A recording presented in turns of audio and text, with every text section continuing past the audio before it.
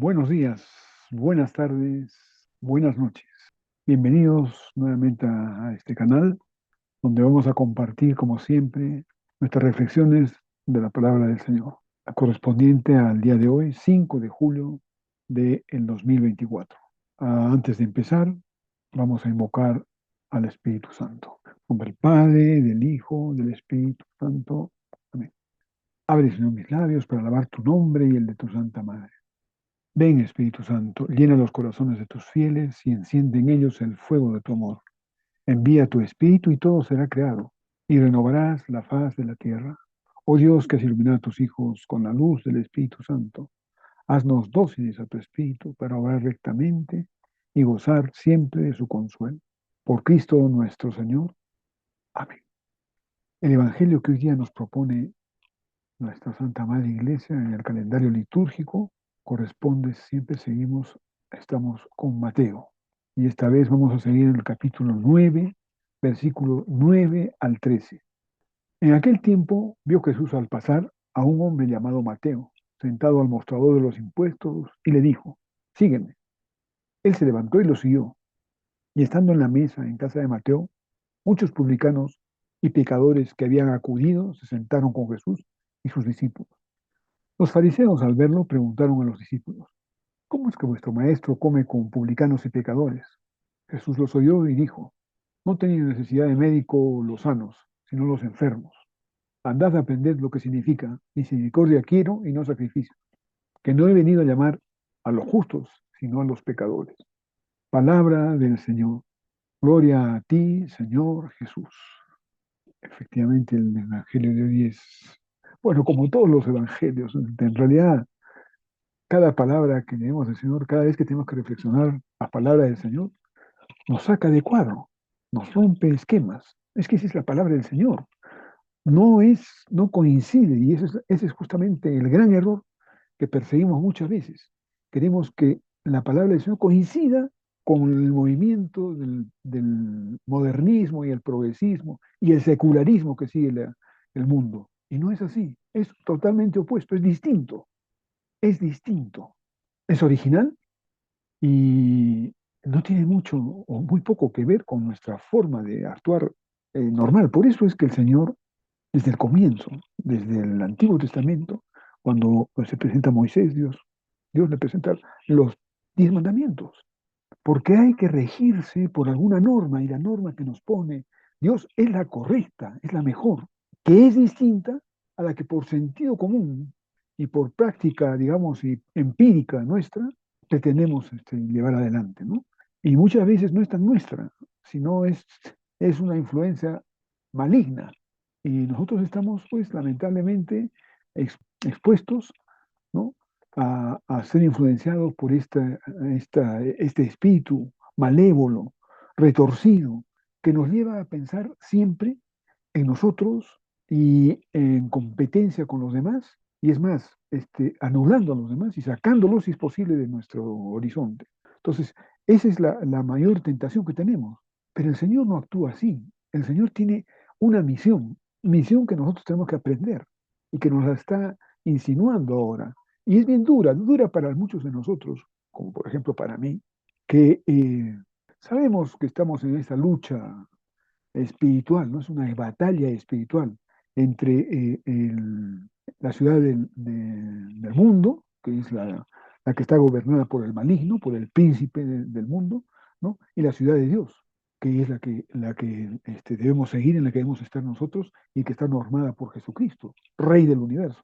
Entonces, las dos se confrontan y sabemos, y cada vez mientras más estudiamos, más leemos, más pensamos, más reflexionamos, más indagamos, nos vamos dando cuenta realmente de la trampa que ha ido entretejiendo el maligno desde los años 1400, desde el siglo XV, ¿no?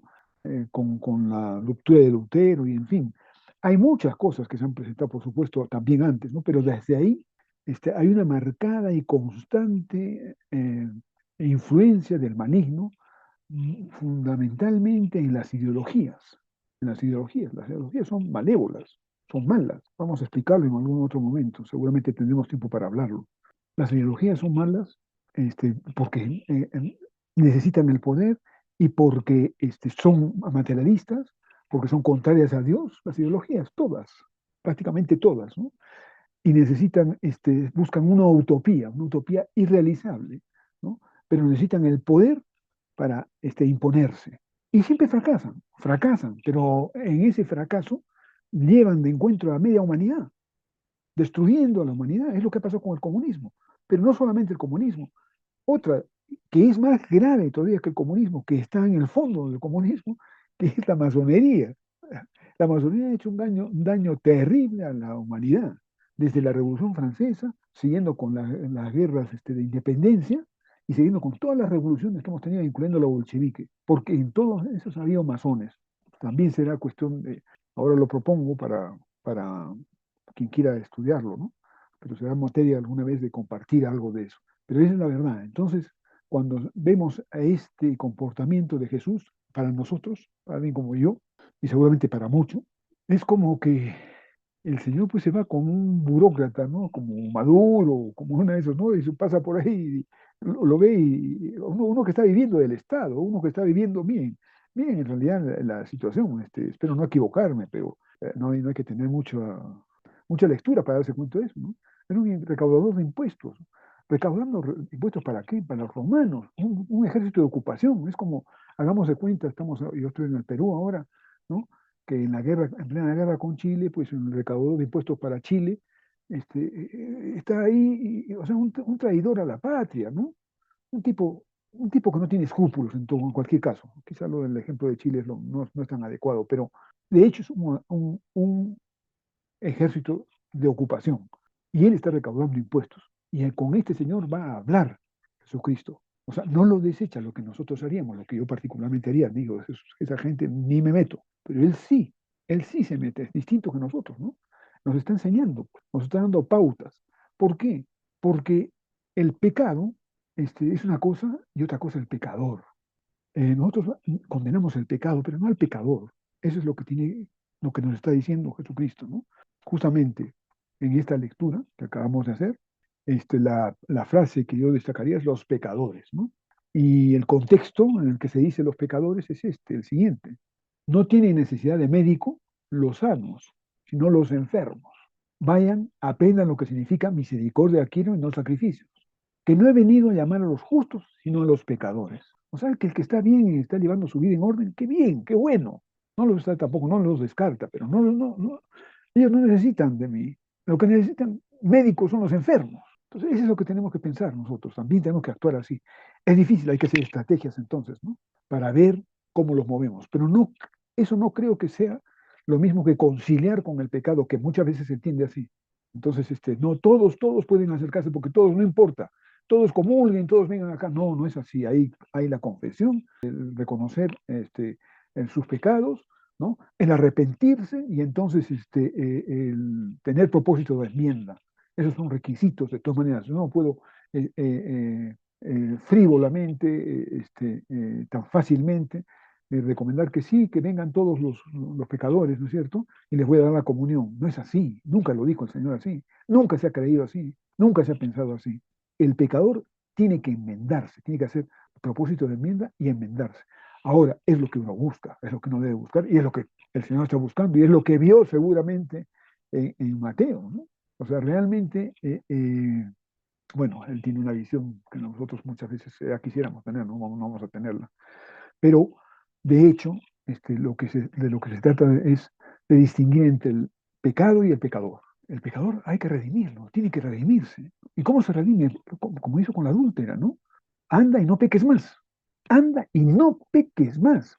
No más bien, no sigue pecando. No, no es así. Tienes que cambiar, tienes que darte cuenta. Entonces, claro, es verdad. Mucho depende de lo que hacemos nosotros. Pero también hay otra cosa que hay que decir, que tenemos que decirla. No somos nosotros los que decimos, no somos nosotros nosotros los que vamos a cambiar. Nosotros somos meros instrumentos. Entonces, para eso, la recomendación diaria y de siempre, la que estamos haciendo todo este tiempo, tenemos que sentarnos a reflexionar los evangelios. Estamos viendo cada día, aprendemos algo nuevo. Cada día el Señor nos recuerda algo nuevo, nos incentiva a un nuevo pensamiento. Cada día nos hace ver las cosas de otro modo, desde otra perspectiva, desde su perspectiva, no la del el enemigo, no la que está al frente, no, no, no, la perspectiva de Dios, que Dios quiere salvarnos. Y cuando dice que quiere salvarnos, nos quiere salvar a todos, incluyendo a los pecadores, por supuesto. Todos podemos ser pecadores y todos podemos caer en el pecado. Y de hecho hemos caído, ¿no? Y hemos sido salvados y sacados de las profundidades del abismo, ¿no? Por la mano del Señor. Entonces todos pueden salir. Le pidamos a Dios, al Señor, que nos dé esa gracia. Y esa es la oración que tenemos que hacer permanentemente. Y es por eso que leemos el Evangelio, para que nos oriente.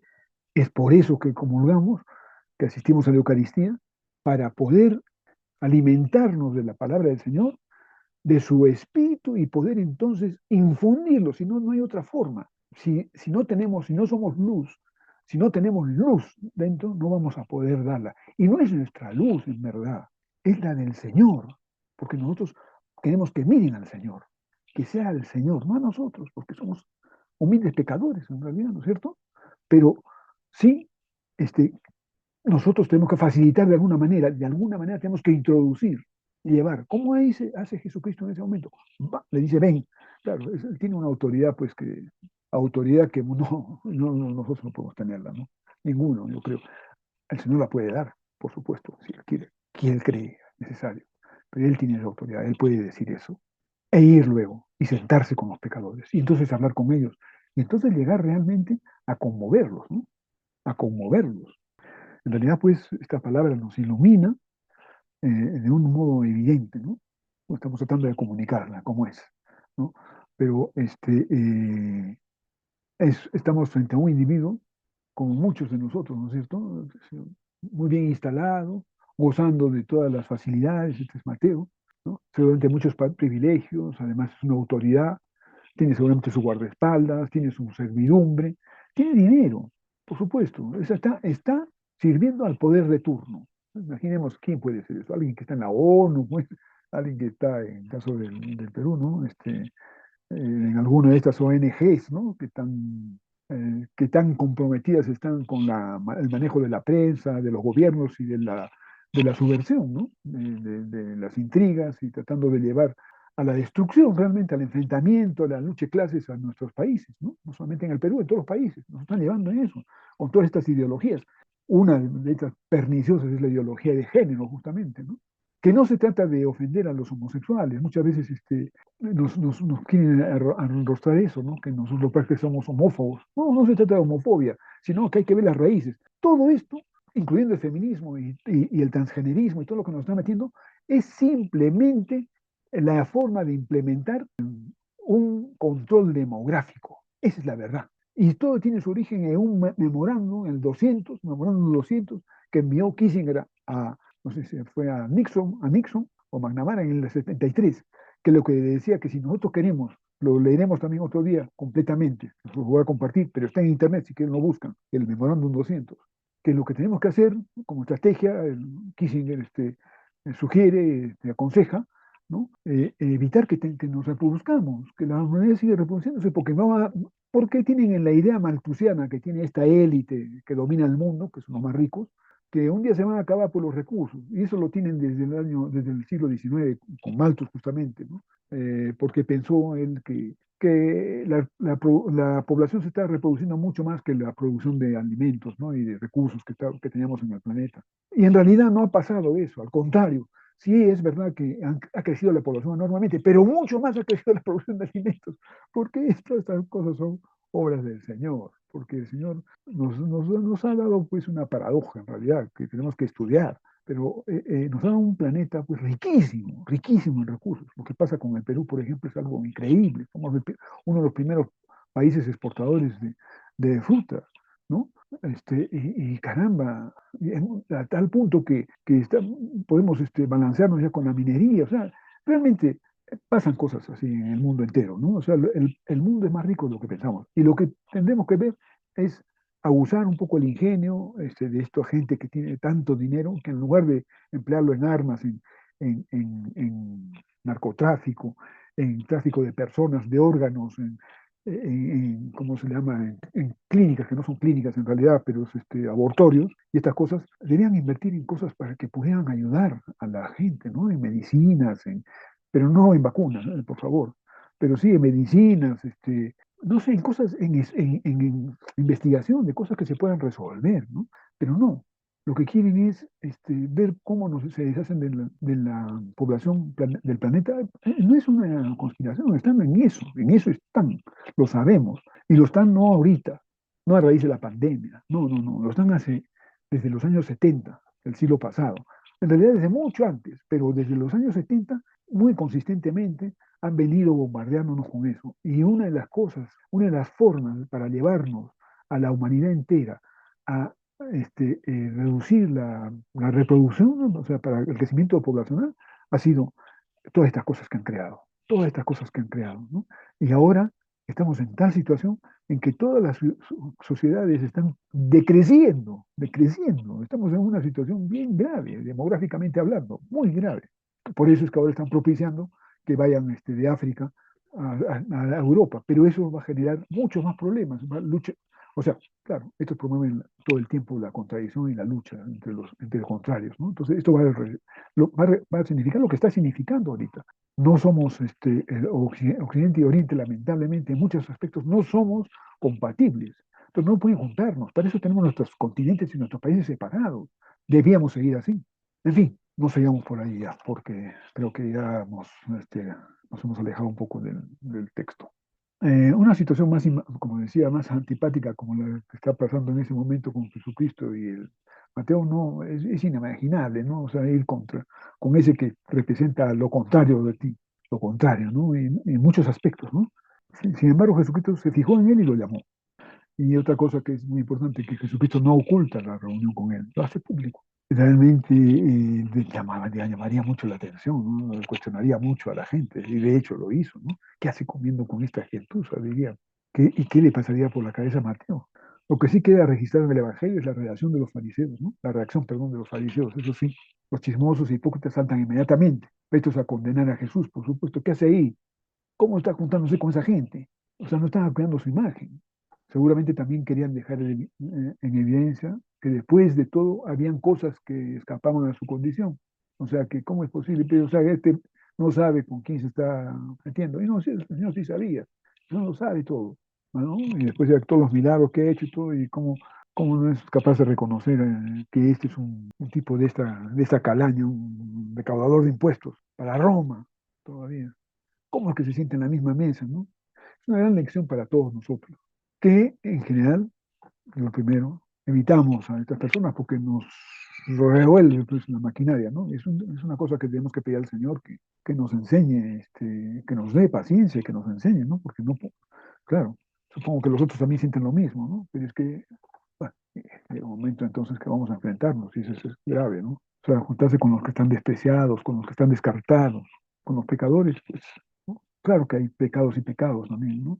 Y gente, ¿no? También, un poco como cuando tú estás con no sé, pues, con una persona como esas, ¿no? Estás con el que está produciendo todo el daño, entonces, ¿cómo, sobre todo, con esas personas, ¿no? Que representan ese daño que está ocasionándose a la humanidad entera, cómo hacerles entrar en razón, ¿no? Y cuando además te contradicen de una manera ofensiva, claro, supongo se está produciendo una batalla, pues es necesariamente así, ¿no? Pero el Señor nos pide, pues entonces de alguna manera tenemos que ser cautelosos, inteligentes, sagaces, porque los que necesitan médicos son los enfermos, ellos son los enfermos, esa es la verdad. ¿Qué implicancias tiene todo esto en nuestra vida hoy en plena, ¿no? En plena ofensiva comunista, ¿no? Con la pandemia y todo lo que se nos ha venido en plena casi tercera guerra mundial. No creo que no debamos prestar oídos a nadie, tenemos que escuchar, tenemos que conversar, tenemos que tratar de abrir espacios de diálogo. ¿Ah? Son estos detractores en realidad que se han ido al otro lado porque es que lo que pasa es que el mundo se ha secularizado enormemente a partir, como dije, del siglo XV, ¿no? Se ha ido secularizando, secularizando, siglo XVI, y la Revolución Francesa es un hito realmente que habría que estudiarlo muy profundamente, ¿no? Donde se produce el primer genocidio de la moderna, ¿no? Y la Vendée, más de 300.000 masacrados y muertos ahí entre entre el pueblo católico de Francia, porque no todos, contrariamente a lo que se piensa, no todos querían acabar con la monarquía, no, no, no todos. como en la independencia de los pueblos americanos, hispanoamericanos, ¿no? No eran los indígenas los que querían liberarse del yugo español, ¿no? No eran los criollos. Lo mismo pasó en Francia, eran los burgueses, eran la- las clases medias, vamos a decir, ¿no? Entonces, ¿cómo tratar con estas personas que son opuestas, ¿no? Y que realmente de alguna manera, porque una cosa es un ladrón, uno que roba, otra cosa es alguien que está conspirando constantemente, de alguna manera, políticamente, contra el país, contra la humanidad, contra las personas, ¿no? Es difícil, es muy difícil. Entonces, pero hay que ver la forma de acercarnos y conversar. Entonces, ¿cómo lo hacemos? Acercándonos al Señor. O sea, Él nos lo va a decir, orando mucho, participando en la Eucaristía, orando mucho. Muchos de estos eventos que podrían ser trágicos para la humanidad están siendo pospuestos porque la oración tiene mucha capacidad, mucho poder. Entonces nosotros tenemos que seguir orando para que se dé el cambio en los pecadores, para que se dé el cambio en quienes tienen el poder y están llevándonos pues prácticamente al abismo, ¿no? Tanto mundialmente como nacionalmente. La transformación va a ir por cuenta de Cristo, pero nosotros tenemos que llegar a ellos. Esa será gracia de Dios, ese cambio. Es el encuentro con Cristo el que nos tiene la capacidad de cambiarnos, pero hay que propiciar ese encuentro. Nosotros estamos llamados, por eso decía, a ser simples instrumentos. No es entonces tampoco el mucho leer, mucho estudiar, mucho saber lo que va a darnos argumentos, ¿no? Sino la oración, la gracia de Dios, el sentido común. Hay que pedir al Señor que nos ayude de este modo. Esto es obligatorio salir de nosotros mismos. No podemos mantenernos agazapados, corridos, no decir nada, ¿no? Como ahora estamos dominados por el pensamiento único, entonces cuando se presenta una contradicción nos quedamos calladitos, ¿no? En el colegio de nuestros hijos, nuestros nietos, en las universidades, en las empresas. Tenemos que decir, tenemos que expresarnos cristianamente, tenemos que decir las cosas como son. Hay que pedir al Señor que nos dé la capacidad para hacerlo. Él nos va a dar los argumentos, las palabras, Él pondrá en nosotros las palabras precisas en el momento adecuado. Pero es verdad que nosotros tenemos que trabajar y tenemos que lidiar contra quienes están realmente enfermos, están mal. Los enfermos necesitan médico y el médico es el Señor, no nosotros. Pero hay que de alguna manera canalizar esto. Tenemos que entender aquello de misericordia quiero y no sacrificio. La misericordia nos obliga a salir al encuentro de nuestros hermanos. Difícil, una tarea difícil. Empezando siempre por los más alejados, es decir, por los que se encuentran en mayor peligro de extraviarse y también de llevar a la perdición a otros. Es una menuda tarea, ¿no? Que tienen que hacer nuestros obispos, nuestros cardenales, nosotros, pero nosotros también. El Papa, de alguna manera, no conciliando con el pecado, sino aclarando, haciendo ver. No podemos dividirnos, tenemos que unirnos, pero para unirnos hay que aclarar. Y para aclarar hay que pedir a Dios esa gracia. El Señor viene a ayudarnos, Él nos acompaña.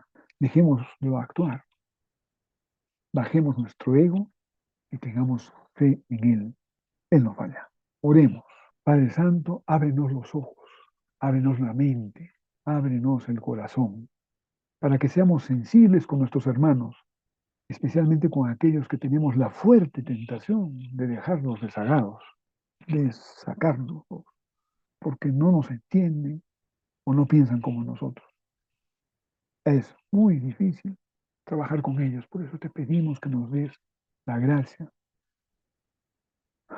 de aplacar nuestros egos, nuestra soberbia, nuestro egoísmo, ¿no? Nuestro orgullo, de manera que seas tú el que hable y tú vas a hablar de otra manera. Seas tú el que se comunica con ellos y tú lo harás como ellos lo necesitan. Que no estemos anunciándonos a nosotros y dando nuestra visión, sino tu visión, tu santa palabra.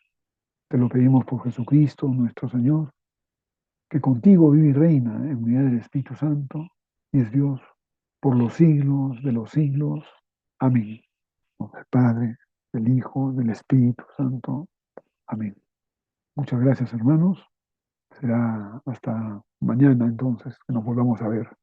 Pero no puedo irme sin antes decirte que si te gusta, que te suscribas a nuestro canal. suscríbete para que recibas todos nuestros videos, todos los días nuestras reflexiones. Vamos a poner más material además. Vamos a estar incrementando un poco el material próximamente. Pero además, que nos des que te gusta y si puedes ponernos algún comentario, está bien, porque todo eso sirve para que el algoritmo nos reconozca y nos difunda nuestro mensaje más allá, si te parece que es adecuado, ¿no? Y si no, está bien también, ¿no? Lo hacemos con la mejor de las intenciones y es un compartir nuestro, ¿no? Este, y no te olvides también que todos los días estamos rezando el rosario a partir de las 3 de la tarde, hora de Perú. El rosario lo hacemos hace 4 años. Lo hacemos en la página @roguemos. Pones @roguemos en el buscador de Facebook, lo vas a encontrar. Entras ahí y tienes el rosario.